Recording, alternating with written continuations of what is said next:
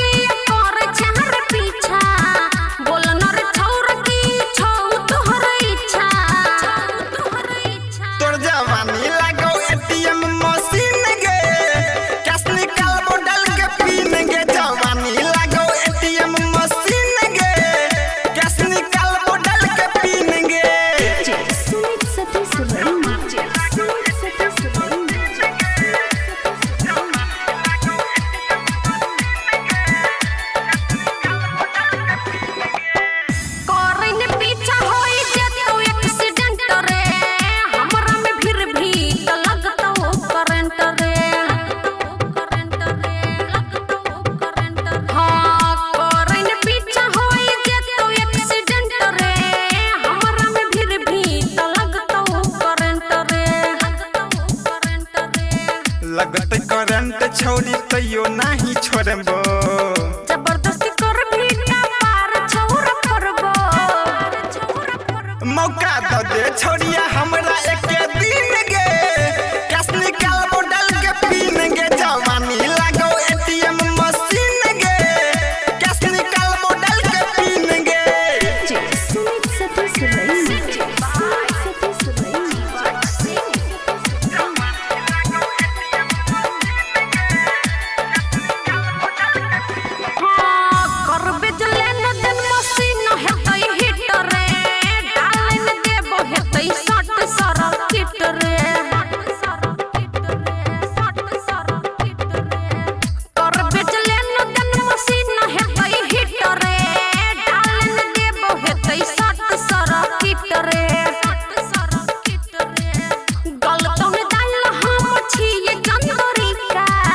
रविंदर के रिक्स पे दही ले तो ठीका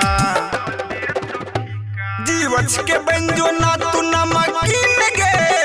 कैश निकालबो डाल के पीन गे जवानी लागो एटीएम मशीन गे कैश निकालबो डाल के पीन गे कते दिन से हमरा के करे छहर पीछा बोल न रे छौर की छौ तोहर इच्छा तोर जवानी लागो एटीएम मशीन गे कैश निकालबो डाल के पीन गे जवानी लागो एटीएम मशीन गे